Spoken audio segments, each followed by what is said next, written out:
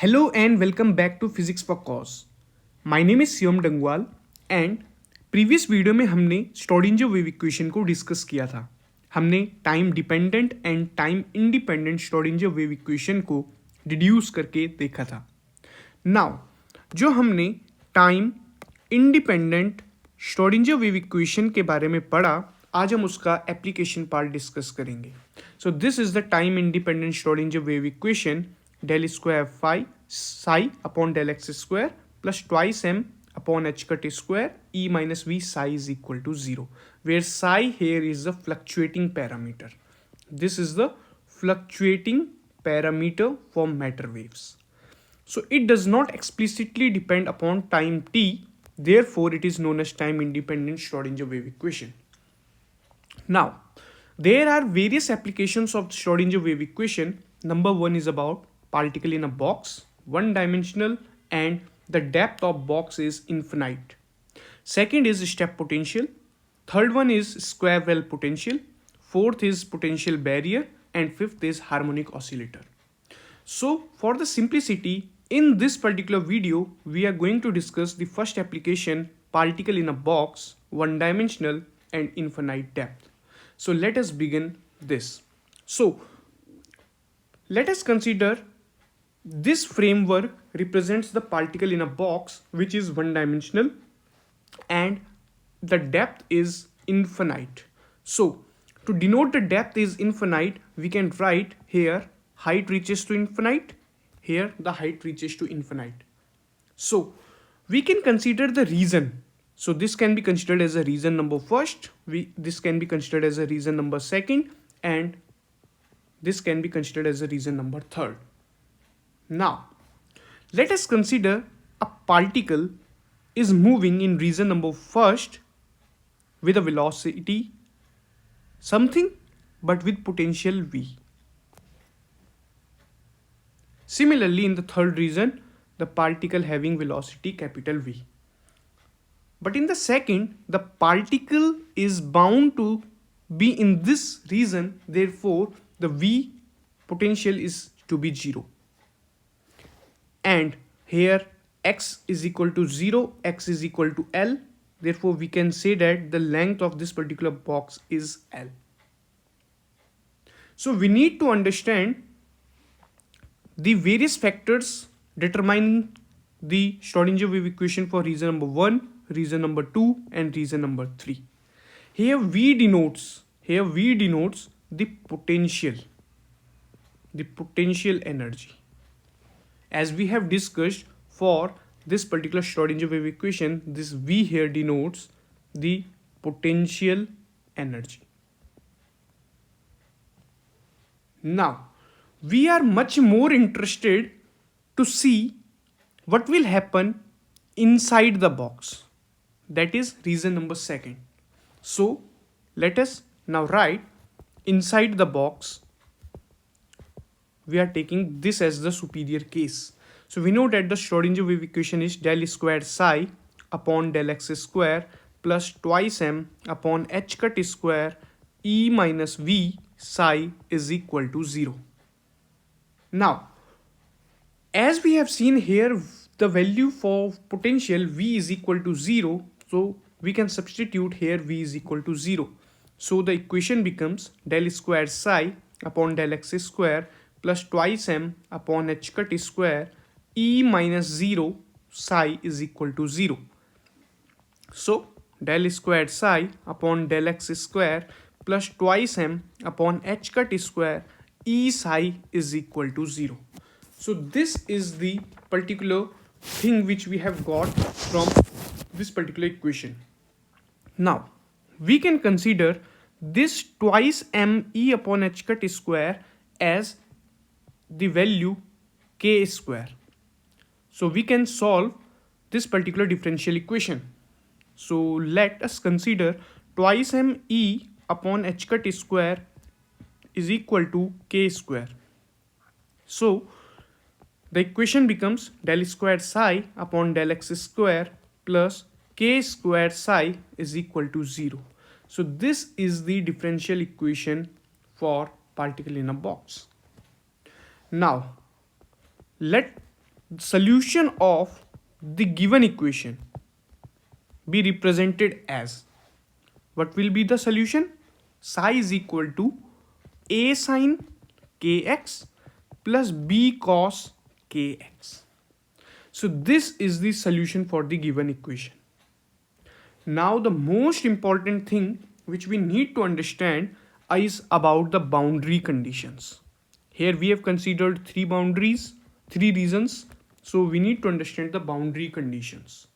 So number one boundary condition state that at x is equal to 0, the value for psi is equal to 0.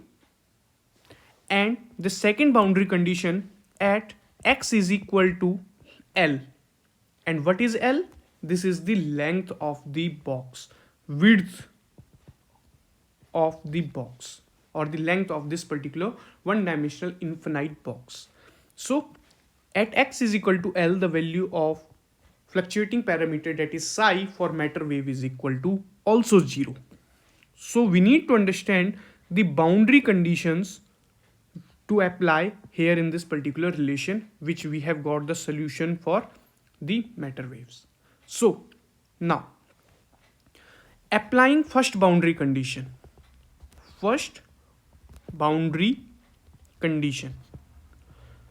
So what is the first boundary condition?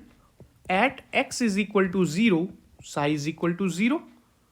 So we have this particular relation. So we can write this particular relation here. Psi is equal to a sine kx plus b cos kx. Now, substituting the value of x is equal to 0 and psi is equal to 0. So 0 is equal to a sine k, x is 0, b cos k, x is 0. So 0 is equal to a sine k into 0, 0, b cos 0. So we know that the value of sine 0 is 0 itself, and the value of cos b is 1 itself. So 0 is equal to b. So here we get the value of b is equal to 0.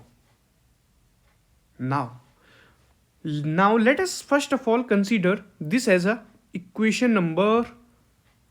Let us consider this as equation number 1. So now substitute the value of b is equal to 0 in equation number 1. अगर हम b की value 0 equation number 1 में substitute कर देते हैं यहाँ पर, तो ये टर्म हमारे पास 0 आ जाएगा. Then we will get this only expression, psi is equal to a sine kx. So we get psi is equal to a sine kx. And this is the result by applying first boundary condition. Now, applying second boundary condition. Applying second boundary condition. What is the second boundary condition? That at x is equal to L, psi is equal to 0. So what we have here, 0 is equal to a sine kl. हमने यहाँ पर क्या किया है, psi की value को 0 treat किया है as per the second boundary condition, and x की वैल्यू को L ट्रीट किया है as per the second boundary condition. Now moving further, we can treat it as sine kl is equal to 0, and we know that sine kl is equal to sine positive negative n pi is 0, where the value of n is a whole number 0, 1, 2, 3, 4 and so on. So on comparing this, अगर हम इस दो relations को compare करते हैं तो यहाँ पे साइन और साइन कॉमन देखने के लिए मिलता है.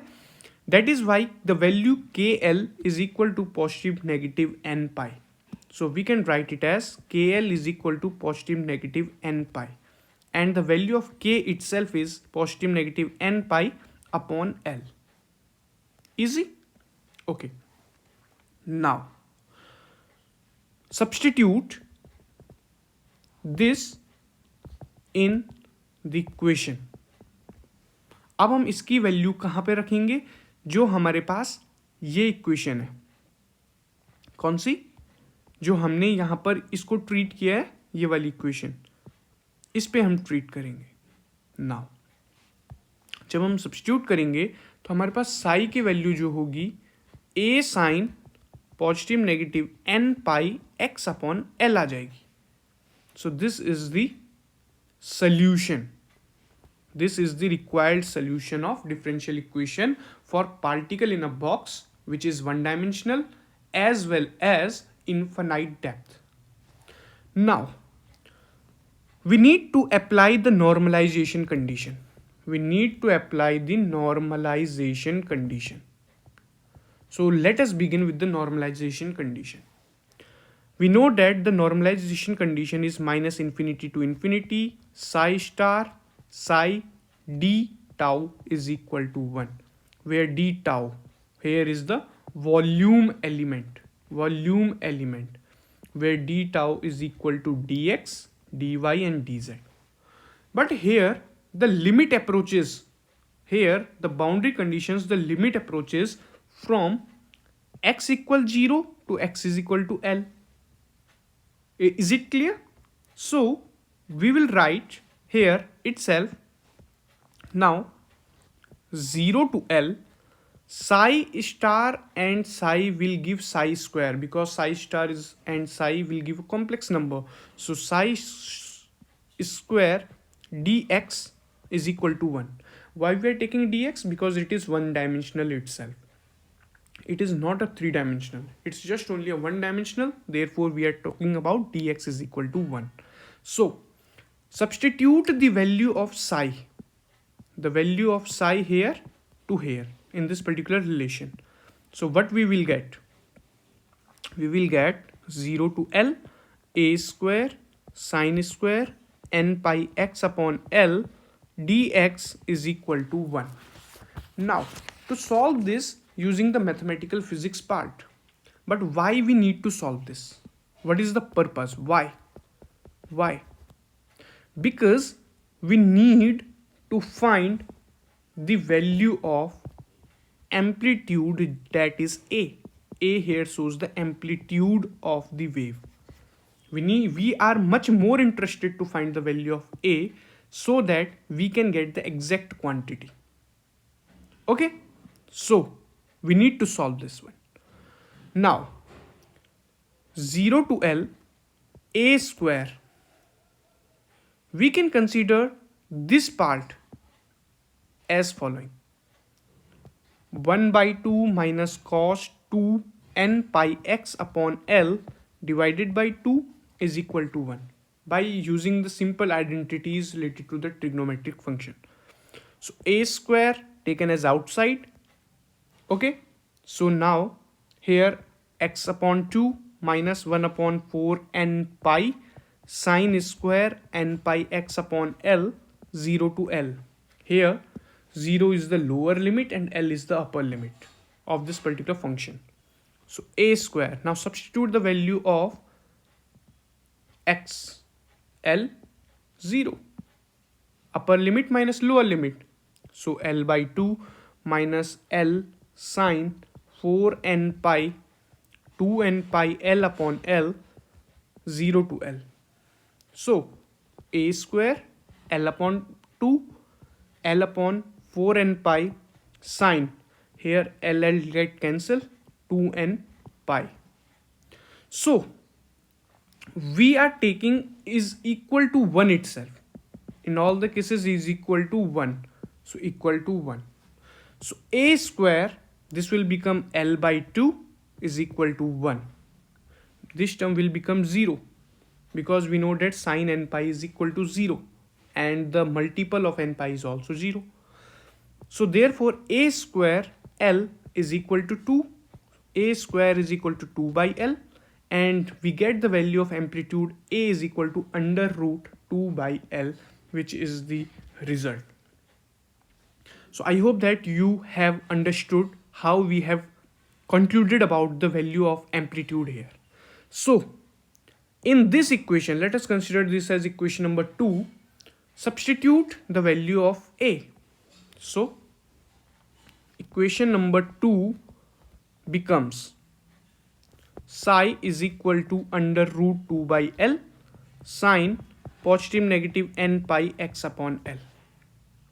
एंड हम यहां पर जब n लिखा हुआ है इट मीन्स टू से ये लेवल को शो कर रहा है, तो हम यहां पर भी n को रिप्रेजेंट करेंगे.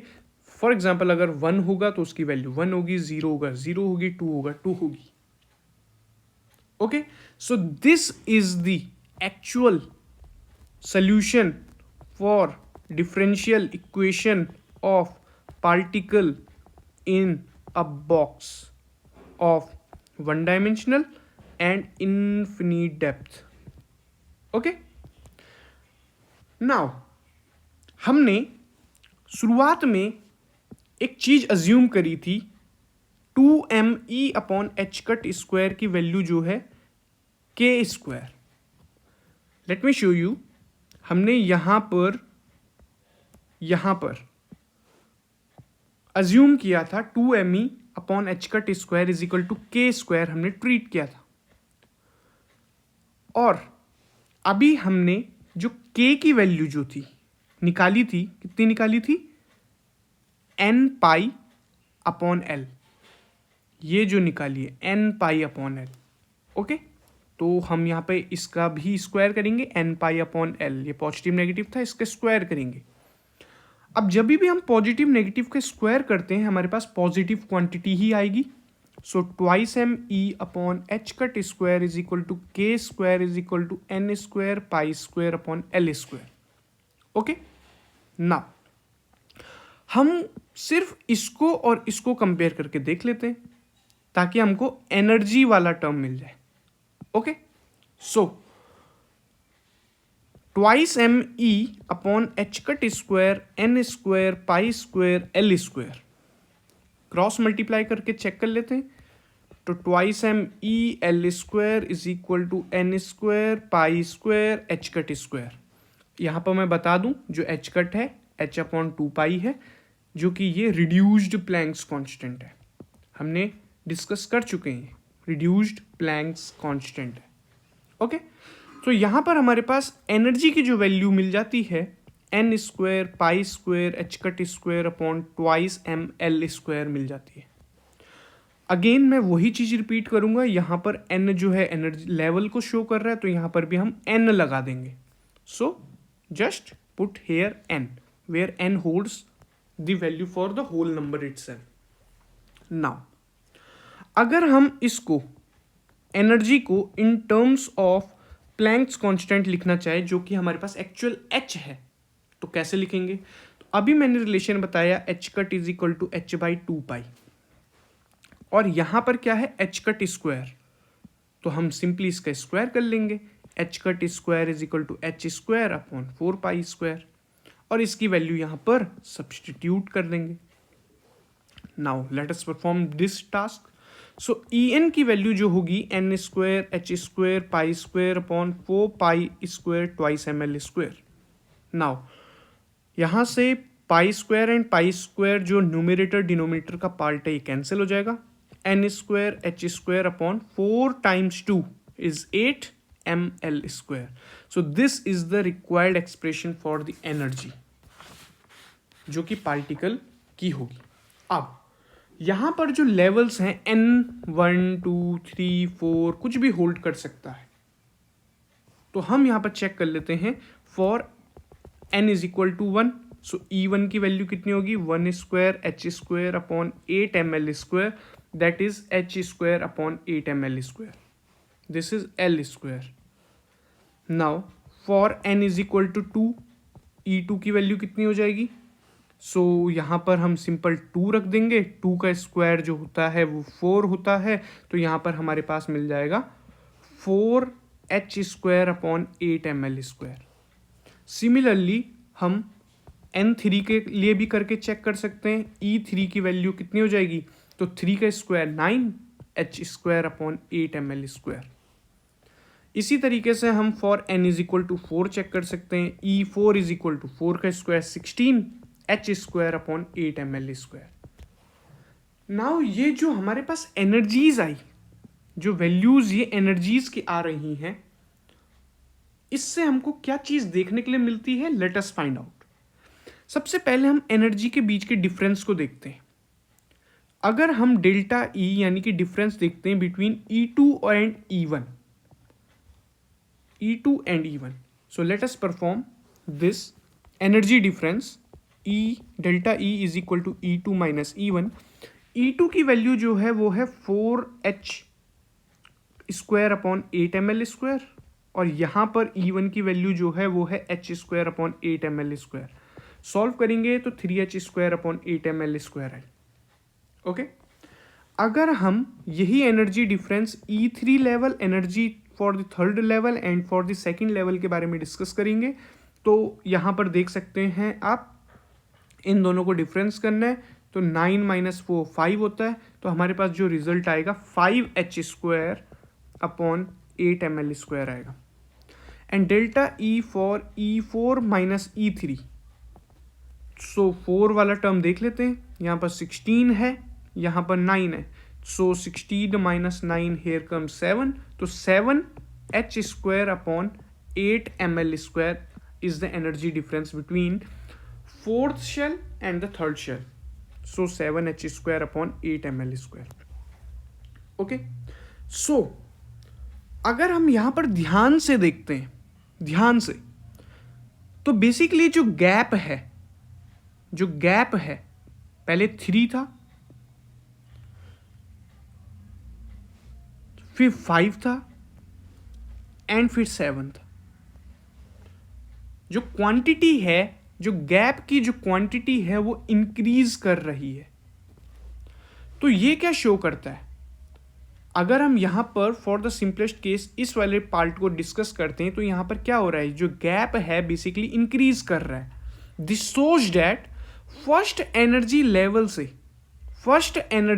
से सेकंड एनर्जी लेवल तक जाने के लिए कितनी एनर्जी की रिक्वायरमेंट होगी। This is first energy level, this is second energy level, कितनी एनर्जी की रिक्वायरमेंट होगी, तो 3h square upon 8 ml square energy gain करनी पड़ेगी पार्टिकल को।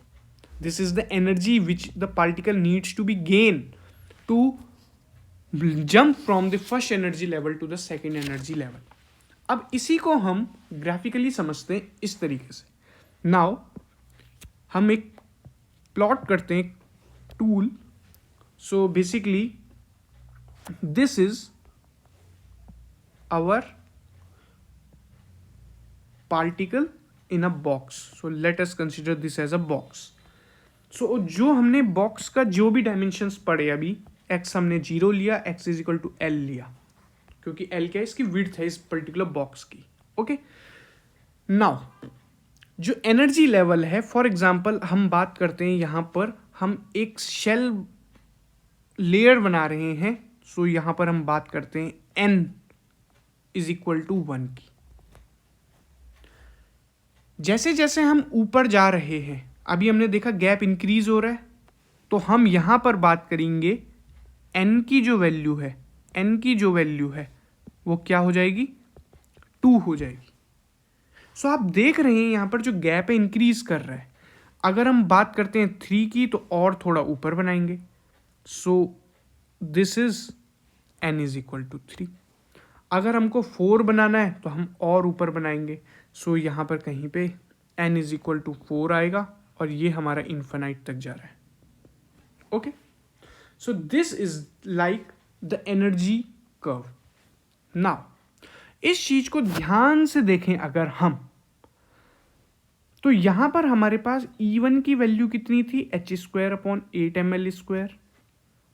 For n is equal to 2 के लिए हमारे पास जो वैल्यू थी वो कितनी थी, E2 is equal to 4h square upon 8 ml square. E3 के लिए वैल्यू कितनी थी, 9h square upon 8 ml square. And E4 के लिए वैल्यू कितनी थी, 16h square upon 8 ml square. अगर आप यहां पर ध्यान से देखें, ध्यान से, तो यहां पर जो एनर्जी का जो गैप है, विड्थ है, वो इंक्रीज कर रहा है। सो ये यहां पर इंक्रीज ही कर रहा है, वो बनाने के उसमें थोड़ा सा एरर हुआ है। बेसिकली आप ये समझिए ये इंक्रीज हो रहा है। ओके, सो यहां पर जो ये इंक्रीज हुआ है, कितने का इंक्रीज हुआ है वो हम लिख लेते हैं। ये हुआ 3h² अपॉन 8ml², जो हमने एनर्जी गैप निकाला between the second and the first shell. ये कितने का है 5h² अपॉन 8ml², और ये कितने का है 7h² upon 8ml²। So this is जो हमने अभी तक देखा। तो इससे हमको क्या चीज देखने के लिए मिली, जो एनर्जी है अगर हम क्लासिकली डिस्कस करते, अगर हम क्लासिकल फिजिक्स के थ्रू इसको समझते हैं, तो वहां पर क्या होता है, जो एनर्जी होती है वो क्या होती है, एक कंटिन्यूअस होती है। बट अगर हम एनर्जी को क्वांटम नेचर से डिस्कस करते हैं, क्वांटम फिजिक्स, क्वांटम मैकेनिक्स के द्वारा स्टडी करते हैं, तो यहां पर जो हमको एनर्जी देखने के लिए मिली है, ये डिस्क्रीट देखने के लिए मिल रही है। Got it? So this is the difference between the energy levels in classical physics as in the quantum mechanics, क्योंकि यहाँ पर एनर्जी कंटिन्यूअस है, यहाँ पर हमको डिस्क्रीट बैंड्स देखने के लिए मिलते हैं। नाउ अब हम इसका वेव या प्रोबेबिलिटी फ्लक्स बना के चेक कर सकते हैं। सो अगेन हम वही बना के चेक कर सकते हैं जो हमारा पार्टिकल इन अ बॉक्स है। Okay, so this is like somewhat our particle in a box of width x0 xl, so width here is l. now ये हमारे पास n की वैल्यू 1 थी, ये हमारे पास n की वैल्यू 2 थी, जो कि हमको इंक्रीजिंग ऑर्डर में बताना है, n की वैल्यू 3 थी, और यहाँ पर n की वैल्यू 4 है। ओके, अभी हमने जो साई n की वैल्यू देखी, कितनी देखी, √2 upon l sign n pi x upon l। जो हमारे पास ये वैल्यू है ना, ये वैल्यू, इसी के बारे में हम डिस्कस करेंगे इस पर्टिकुलर उसमें। सो अगर हम यहां पर साई n है, n की वैल्यू 1 है, तो साई 1 की वैल्यू कितनी है, √2/l साइन n की वैल्यू 1 है, तो यहां पर हम क्या करेंगे, n की वैल्यू 1 सब्स्टिट्यूट करेंगे, तो 1 का मतलब हम सिंपल यही लिख सकते हैं pi x upon l। Psi 2 के लिए कितनी वैल्यू हो जाएगी, √2 upon l sine 2 pi x upon l। Psi 3 के लिए वैल्यू कितनी हो जाएगी, √2 upon l sine 3 pi x upon l। And psi 4 के लिए वैल्यू कितनी हो जाएगी, √2 upon l sine 4 pi x upon l। So I hope that you got it. Now हमको यहाँ पर जो वेव बनाना है, हम वेव के बारे में डिस्कस करेंगे यहाँ पर। Okay, let me select different colour. तो यहाँ पर जो साई 1 है, तो उसके लिए हमारे पास कुछ यहाँ से बनेगा, कुछ इस तरीके, और ये टच नहीं होता है, सिंपल। नाउ अगर हम यहाँ पर n की वैल्यू 2 देखते हैं, तो यहाँ पर हमको 2 यानी कि 1 साइड अपवर्ड 1 साइड डाउनवर्ड देखने के लिए मिलता है, कुछ इस तरीके से बनाना है। यहाँ पे 3 है, सो 3 1 2 एंड 3, दिस इज इक्वल। अगर हम 4 टाइम्स देखते हैं, तो 1 2 3 and 4। So let us assume जो हमारा क्रेस्ट बना, क्रेस्ट, दिस इज क्रेस्ट, इसको क्रेस्ट बोलते हैं, और नीचे वाले को ट्रफ बोलते हैं। इनका जो एम्पलीट्यूड है वो सेम है, √2/l है सबके लिए। अभी हमने निकाला ना a की वैल्यू √2 अपॉन l, सबके लिए यही कॉमन रहेगा। सो दिस इज द फ्लक्स जो हमने अभी देखा। अब अगर हम प्रोबेबिलिटी के बारे में बात करते हैं, प्रोबेबिलिटी ऑफ फाइंडिंग पार्टिकल, कि वो पार्टिकल किस जगह पे होगा, तो प्रोबेबिलिटी फाइंड आउट करने के लिए साई डॉट साई स्टार हम करते हैं, जो हमारे पास साई स्क्वायर आता है, जो कि कॉम्प्लेक्स नंबर होता है। अब यहां पर हम डिस्कस करेंगे प्रोबेबिलिटी डेंसिटी की, प्रोबेबिलिटी डेंसिटी की। सो सिमिलर स्ट्रक्चर हम बनाएंगे, बट अभी हमने साई n की वैल्यू कितनी देखी, √2/l sine n pi x upon l। Okay, but जब हम प्रोबेबिलिटी डेंसिटी के बारे में बात करते हैं, तो साई डॉट साई स्टार करना है, तो हमारे पास साई स्क्वायर आ जाएगा, तो यहाँ पर इसका स्क्वायर कर देंगे, psi square n is equal to 2/l हो जाएगा, sine square n pi x upon l। So this is the result for the probability density. Now इसी को हम कर्व में बना के चेक कर सकते हैं. सो अगेन द टास्क हम अगेन वही कंसिडर करेंगे. Particle in a box, this is a particle in a box of width L. Okay, now यहां पर हम बात करेंगे, ये हमारे पास N1 था, ऊपर जाते जाते N की वैल्यू 2 हुई, 3 हुई एंड 4 हुई. आई होप दैट आपको ये समझ में आया होगा. जो मैं यहां पर ये गैप ले रहा हूं ये इंक्रीज होता है. ये इंक्रीज क्यों हो रहा है? क्योंकि एनर्जी लेवल्स अभी हमने डिस्कस किया वो इंक्रीजिंग ऑर्डर में हमको देखने के लिए मिल रहे हैं.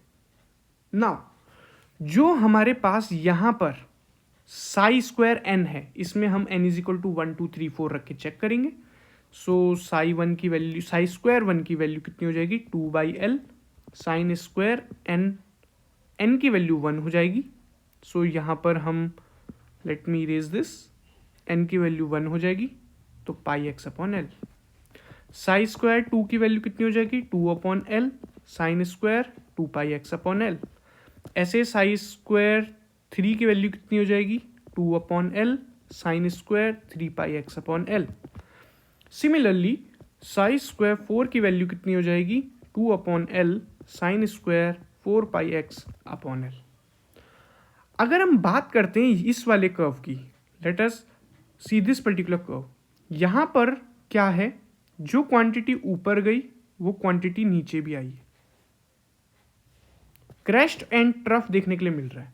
बट यहां पर क्या है? जब स्क्वायर हो रहा है तो एवरीथिंग, द क्वांटिटी जो भी स्क्वायर में आती है, सपोज अगर मैं 2 का स्क्वायर बोलता हूं वो भी 4 होता है, -2 का स्क्वायर बोलता हूं वो भी 4 होता है. तो जो भी क्वांटिटी स्क्वायर में होती है तो वो पॉजिटिव क्वांटिटी होती है. सो हम यहाँ पे पॉजिटिव साइकिल को स्टडी करेंगे. So here we get from here to here like one curve. N2 में था तो यहाँ पर जो ऊपर वाला पोर्शन था पॉजिटिव साइकिल वो तो सही है, नेगेटिव साइकिल की जगह भी सेम आ जाएगा. Let me make the width, the wave जो लेंथ है वो सेम बना देते हैं. ये देखो कुछ इस तरीके का. Okay, now n is equal to 3 के लिए 3, 1 2 3. n इज इक्वल टू 4 के लिए 4, 1 2 3 एंड 4. एंड मेक श्योर जो हमने ये देखा, ये जो एम्पलीट्यूड है सभी के लिए सेम रहेगा. And the value of amplitude here is √2/L. Okay, जो हमने अभी डिस्कस किया. सो this is the curve for the probability density. Probability density. Now अगर हम इंडिविजुअल के बारे में time independent Schrodinger wave equation को डिस्कस कर लेते हैं. Time independent Schrodinger wave individually, ये तो हम बात कर रहे हैं सिर्फ अगर हम सिर्फ वन डायमेंशनल के बारे में बात कर रहे हैं. तो del square psi x upon del x square plus twice M upon H cut square E minus का V psi X is equal to 0. Similarly for अगर हम वाई एक्सिस के बारे में बात करते हैं तो y upon del x square plus twice M upon H cut square E minus V psi y is equal to 0. And for z axis this is likewise e minus v psi z is equal to 0. ये है हमारे पास individual. अगर हम यहाँ पर सबसे पहले बात करते हैं xy प्लेन की, xy plane. So this is about x axis, this is about y axis. तो यहाँ पर हम सिर्फ इन दोनों को ऐड करेंगे, x वाले टर्म को y वाले टर्म को. सो let us perform this. Del square psi x upon del x square plus del square psi y upon del y square plus twice m upon h cut square e minus का v psi x psi y is equal to 0. So this is about the xy plane. अगर हम बात करते हैं second for yz plane, so let us consider this as y axis, this as z axis. तो यहाँ पर हमारे पास del square psi y upon del y square plus del square psi z upon del z square plus twice M upon H cut square E minus का V psi y psi z 0 के बराबर आता है। ये हमारे पास y z plane है। Third हम बात करते हैं फॉर एक्स जेड प्लेन की। यहाँ पर हमारे पास ये एक्स एक्सिस है, ये जेड एक्सिस है। तो यहाँ पर del square psi x upon del x square plus del square psi z upon del z square plus twice M upon H cut square E minus का V psi x psi z is equal to 0। ये हमारे पास x z plane के लिए आ जाता है। But अगर हम बात करें फॉर 3D में हमारे पास x y and z plane तीनों आ गए। ये हमारे पास वाई एक्सिस हो गया, ये एक्स एक्सिस हो गया, ये जेड एक्सिस हो गया।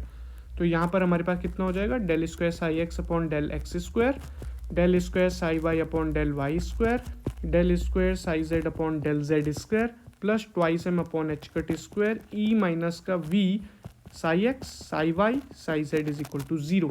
तो ये हमारे पास time independent Schrodinger wave equation आया for 3 dimensional.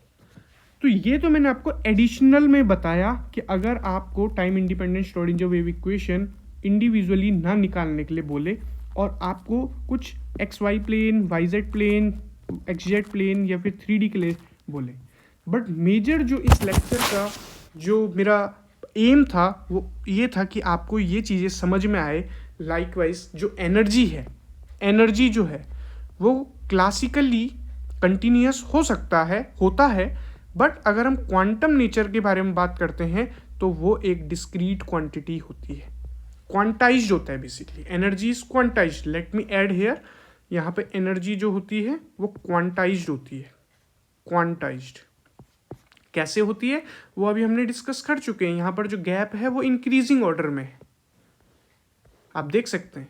So this is all about particle in a box जो कि 1 डायमेंशनल है और इन्फिनाइट डेप्थ है।